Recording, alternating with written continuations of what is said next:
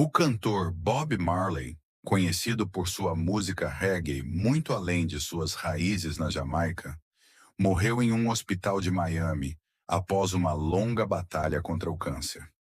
Bob Marley tinha 36 anos.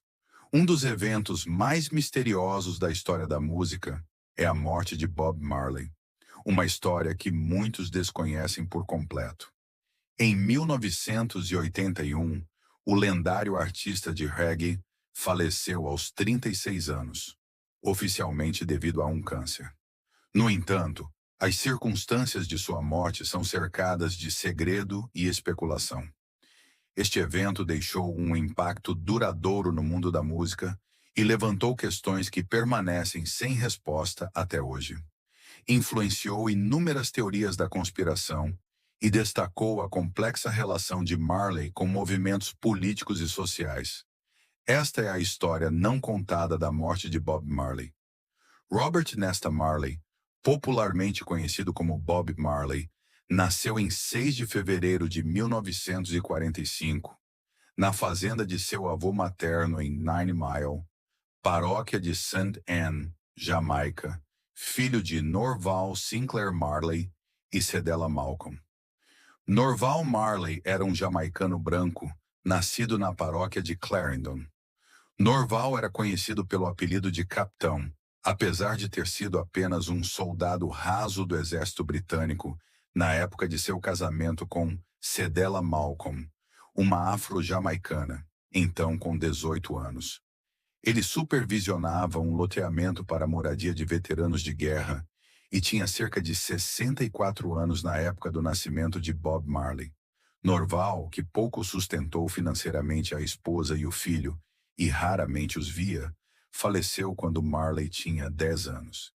Apesar da ausência do pai, o avô materno de Marley, o Mariah Malcolm, profundamente envolvido na tradição suave, desempenhou um papel significativo em nutrir o amor de Marley pela música desde a infância. Curiosamente, quando criança, Marley era conhecido por sua natureza reservada, olhar intenso e talento para a leitura de mãos. Apesar de crescer na pobreza e sem comodidades básicas, como água encanada e eletricidade em casa, Marley conseguiu se tornar uma sensação global. Superando essas dificuldades, Marley, juntamente com seu amigo de infância, Neville Livingstone, mais tarde conhecido como Bunny Wailer, começaram a fazer música juntos enquanto estudavam na Stepney Primary and Junior High School, em Nine Mile. Quando Marley completou 12 anos, mudou-se para Trench Town, Kingston, com sua mãe. Em Trench Town, a mãe de Marley e Thaddeus Livingstone, pai de Bunny Wailer, tiveram uma filha chamada Claudette Pearl, que se tornou irmã mais nova de Bob e Bunny. Morando sob o mesmo teto em Trench Town, Marley e Livingstone expandiram seus horizontes musicais, explorando novos gêneros como ska e as últimas novidades em R&B das rádios americanas que transmitiam para a Jamaica. A mãe de Marley casou-se mais tarde com Edward Booker, um funcionário público dos Estados Unidos, dando a Marley 2 meios-irmãos, Richard e Anthony. Aos tenros 15 anos, Marley deu seus primeiros passos significativos rumo à imortalidade musical. Formou uma banda com os amigos Peter Tosh e Bunny Wailer, que passou por diversas mudanças de nome, incluindo Teenagers, Wailing Rude Boys e Wailing Wailers, antes de finalmente se decidir pelo nome Wailers. Joe Higgs, membro da bem-sucedida dupla vocal Higgs and Wilson, morava perto e incentivou Marley durante esse período. Marley e seus amigos se concentraram na harmonia vocal em vez de tocar instrumentos, e Higgs os ajudou a refinar suas harmonias, enquanto também ensinava Marley a tocar violão. Mais tarde, o vocalista Junior Braithwaite e as backing vocals Beverly Kelso e Cherry Green se juntaram a eles. A ascensão da banda à fama começou com o lançamento de Simmer Down em 1963. Esta música, diferente de outras da época, ressoou profundamente com as lutas dos moradores empobrecidos de Kingston, Jamaica. Sua popularidade marcou uma mudança significativa na percepção da música na Jamaica, permitindo uma narrativa crua e sem filtros sobre as dificuldades enfrentadas por muitos caribenhos. Essa postura ousada não apenas transformou Bob Marley e sua banda, mas também incutiu um sentimento de orgulho entre os pobres urbanos, tornando-se um aspecto definidor da cultura jamaicana. Além disso, a adesão ao rastafarianismo, uma fé predominante entre os desfavorecidos do Caribe, contribuiu ainda mais para essa mudança cultural. Os Wailers, fé rastafari popular entre os pobres do Caribe, também contribuíram para essa transformação, pois veneravam o falecido imperador etíope Haile Selassie I como o redentor africano predito em uma profecia popular quase bíblica. Em meados da década de 1960, os Wailers fizeram sucesso na Jamaica com seus discos de ska. Mesmo quando Marley partiu temporariamente para Delaware em 1966 para ficar com a mãe e encontrar trabalho, a reputação da banda cresceu com as músicas de reggae, produzidas por Lee Perry entre 1969 e 1971. Quando assinaram com a gravadora internacional Island em 1972, lançaram Catch a Fire, o primeiro álbum de reggae que não era apenas uma coletânea de singles. Isso os ajudou a alcançar um público global com seu reggae único, influenciado pelo rock. Marley se tornou um superstar, levando à dissolução do trio original por volta de 1974. Apesar da dissolução da banda, Peter Tosh e Bunny Wailer seguiram carreira solo, embora com menos reconhecimento do que Bob Marley. Notavelmente, Eric Clapton, ao regravar I Shot the Sheriff dos Wailers em 1974, tornou Marley ainda mais famoso. Enquanto isso, Bob Marley continuou a liderar os Wailers em uma série de álbuns influentes.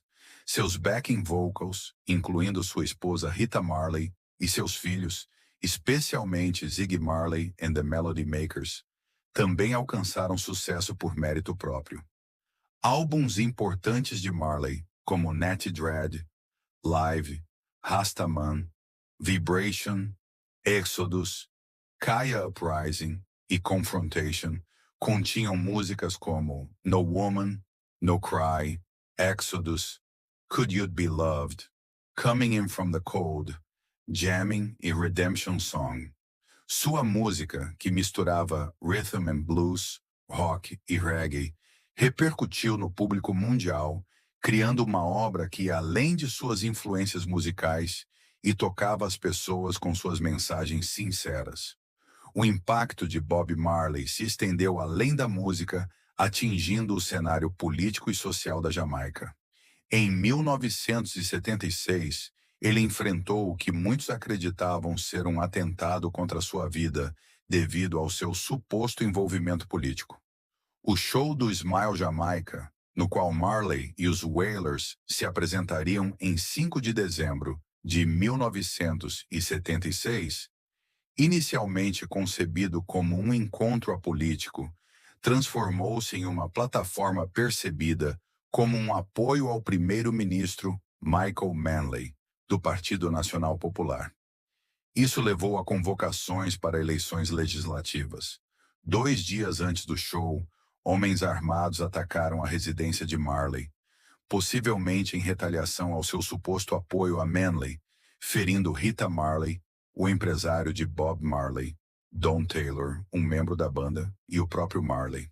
Logo após a apresentação, Marley fugiu da Jamaica, primeiro para as Bahamas e depois para Londres, onde viveu exilado por um período e gravou Exodus, que seria aclamado pela revista Time como o álbum mais importante do século XX. Um nexo político e cultural que se inspirava no Terceiro Mundo e o expressava em todo o mundo.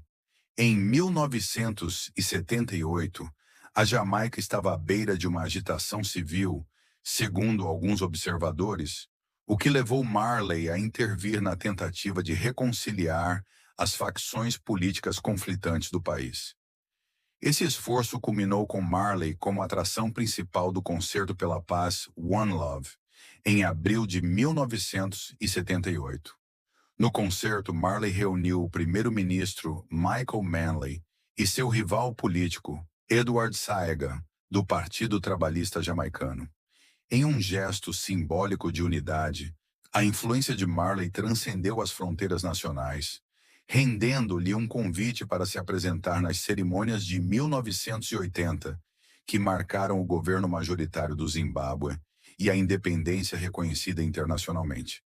Esse reconhecimento ressaltou a significativa influência sociopolítica de Marley e sua capacidade de superar barreiras por meio de sua música e ativismo. Bob Marley esteve profundamente envolvido no movimento Rastafari, que influenciou fortemente o desenvolvimento da música reggae. Ele abraçou o Rastafari e promoveu sua música não apenas na Jamaica, mas também no cenário global. Como Rastafari, Marley acreditava que Haile Selassie I da Etiópia era uma manifestação de Deus conhecida como Jah. No entanto, perto do fim de sua vida, Marley se converteu ao cristianismo ortodoxo etíope e foi batizado como Berhan Selassie pelo arcebispo Abuna Yezerhak. Em 4 de novembro de 1980, pouco antes de sua morte, na presença de sua esposa, Rita Marley, e seus filhos. Sendo Rastafari, Marley defendia a legalização da cannabis, ou ganja, que os Rastafaris consideram um sacramento que auxilia na meditação. Marley começou a usar cannabis quando se converteu ao Rastafari em 1966 e continuou a fazê-lo, apesar de ter sido preso em 1968 por posse. Ele via a cannabis como um meio de introspecção, acreditando que ela revelava a consciência e facilitava a meditação Apesar da recomendação médica para a amputação de um dedo do pé, Marley optou por uma opção menos invasiva. Removeu apenas a unha e parte do tecido afetado para um enxerto de pele. Ele continuou sem cuidados médicos regulares pelos anos seguintes, enquanto continuava produzindo música e fazendo turnês pelo mundo todo. Em setembro de 1980, o estado de saúde de Marley piorou significativamente. Após realizar 2 shows no Madison Square Garden, ele desmaiou enquanto se exercitava no Central Park. Levado às pressas para o Centro de Câncer Memorial Sloan Kettering, os médicos descobriram que o câncer havia se espalhado para seu cérebro, pulmões e outros órgãos. Em uma entrevista à revista New Yorker, o empresário de Marley, Danny Sims, lembrou-se de um médico se mostrando chocado com a extensão do câncer, afirmando que Marley tinha mais câncer do que eu já tinha visto em um ser humano vivo. Com apenas alguns meses de vida, Marley realizou seu último show em Pittsburgh 2 dias depois. Após o show, seu empresário, Alan Cole, decidiu cancelar as datas restantes da turnê, reconhecendo que era do melhor interesse de Marley. Apesar da quimioterapia, a saúde de Marley não melhorou.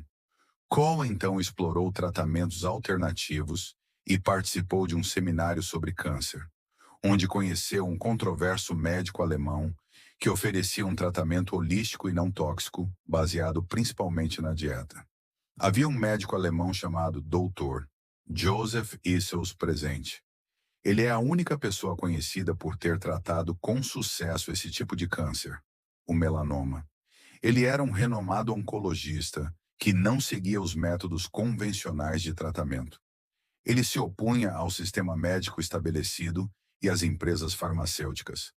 Cole explicou ao Jamaica Observer. Em 2021, após revisar a pesquisa de Issel, a Sociedade Americana do Câncer concluiu que não havia evidências suficientes para sustentar a eficácia de seu tratamento. Marley viajou para a Alemanha para receber tratamento na clínica de Issel e continuou o tratamento pelos 8 meses seguintes.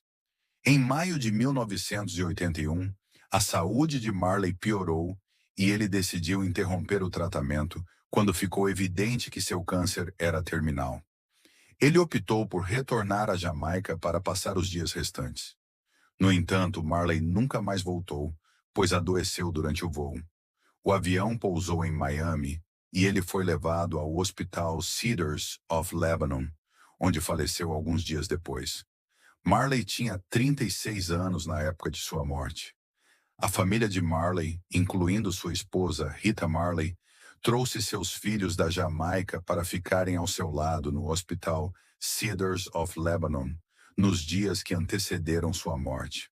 Reuni todas as crianças que estavam na Jamaica, incluindo aquelas que não eram minhas, mas eram de outras mães. Eu disse a elas: "Venham, o papai quer ver todos vocês", contou Rita no documentário Marley Ziggy. Seu filho ainda se lembra das últimas palavras de inspiração do pai, dizendo às pessoas em 2024: "Na sua subida, leve-me para cima. Na sua descida, não me decepcione." Ziggy continuou: "A relação entre pai e filho é muito profunda e também é espiritual. Compartilhamos uma certa base espiritual. Meu pai, eu, meus irmãos e minhas irmãs. Então essa palavra significa exatamente o que eu deveria estar fazendo. Estou fazendo significa apenas que eu não preciso pensar nisso, na verdade, porque eu já estava fazendo de qualquer jeito." Ziggy também desmentiu o boato na internet de que as últimas palavras de Marley foram: "Dinheiro não compra vida." O músico disse à revista People que isso não é verdade.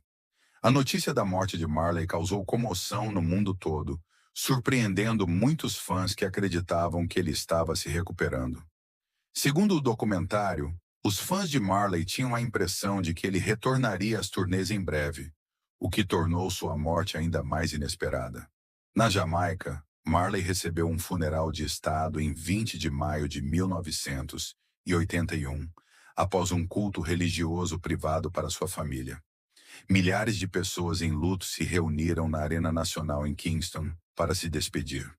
Conforme relatado pelo Jamaica Observer, Rita Marley cantou Fly Away Home, enquanto o primeiro-ministro Edward Seaga fez um elogio fúnebre, relembrando as origens humildes de Marley na Jamaica e sua ascensão ao estrelato global.